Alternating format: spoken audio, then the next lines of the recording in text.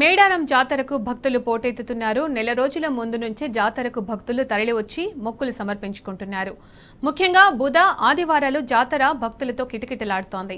జాతర సమయంలో జనసందోహం ఎక్కువగా ఉండే నేపథ్యంలో ముందుగానే భక్తులు అమ్మవార్లకు నిలువెత్తు బంగారం సమర్పిస్తున్నారు.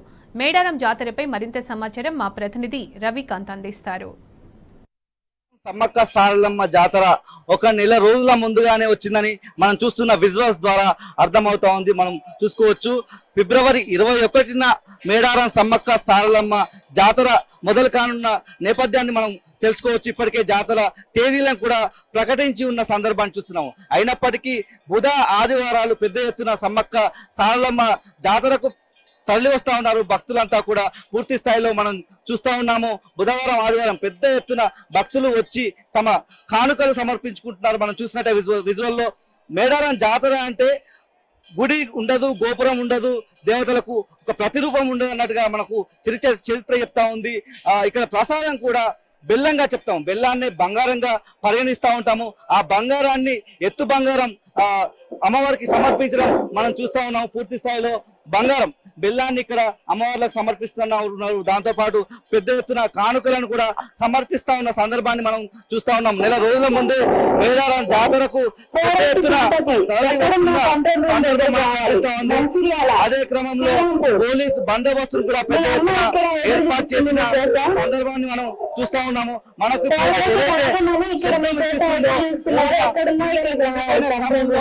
దానికి సంబంధించిన అనౌన్స్మెంట్లు కూడా మనకు ఇప్పటి నుండే వినిపిస్తున్న సందర్భం మనకు కనిపిస్తా ఉంది. ఎందుకంటే అంత పెద్ద ఎత్తున భక్తజనం అంతా కూడా వస్తున్న నేపథ్యము, చిన్నపిల్లలు ఎవరైనా తప్పిపోయినా వాళ్ళను ఆచూకీ తెలిపే విధంగా కూడా ఇక్కడ ఒక సౌండ్ సిస్టమ్ కూడా ఏర్పాటు చేసిన సందర్భాన్ని మనం చూస్తా ఉన్నాం. పెద్ద ఎత్తున షాపులను కూడా ఏర్పాటు చేశారు. ఇటు గొర్రెలు, అదేవిధంగా కోళ్లకు సంబంధించిన వ్యాపారం కూడా పెద్ద ఎత్తున జరుగుతూ ఉన్న నేపథ్యం మనం చూస్తా ఉన్నాం. ఇటు బెల్లానికి సంబంధించి ప్రత్యేకంగా షాపులు ఏర్పాటు చేసిన నేపథ్యం మనం చూస్తా ఉన్నాము. ఆ క్రమంలోనే ఎత్తు బెల్లం సమర్పిస్తూ ఇక్కడే బంగారాన్ని కొనుగోలు చేస్తున్న నేపథ్యాన్ని మనం చూస్తా ఉన్నాము. చాలా మంది అయితే బుధ, ఆదివారం అంటే బుధవారం అమ్మవార్లకు సెంటిమెంట్ డేగా ఉండే నేపథ్యం మనం చూస్తూ ఉంటాము. దాంతోపాటు ఆదివారం అందరికీ సెలవు దినంగా ఉంటుంది.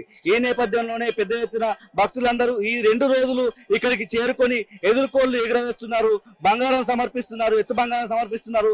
దాంతోపాటు అమ్మవార్లకు పసుపు, కుంకుమ, చీరతో సారెను కూడా సమర్పించి తమ మొక్కులు చెల్లించుకుంటా ఉన్నారు.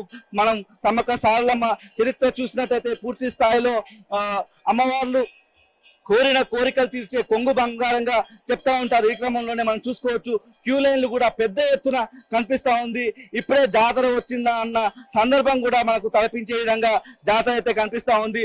ఈ సంవత్సరం 1,50,00,000 భక్తులు వస్తారని అధికారులు అంచనా వేస్తున్నారు. అంతకు ముందే పూర్తి స్థాయిలో భక్తులందరూ కూడా హైదరాబాద్ కావచ్చు, ఇటు వివిధ రాష్ట్రాల నుంచి కూడా మేడారం జాతరకు వస్తుంటారు. ముందస్తుగానే భక్తులు తమ కోరికలను, తాము కోరుకున్నటువంటి కోరికలు తీరని నేపథ్యంలో పెద్ద ఎత్తున కుటుంబాలతో పాటు చిన్నపిల్లలతో కలిసి వచ్చి మొక్కులు సమర్పించుకుని వెళ్తున్న సందర్భం అయితే కనిపిస్తోంది.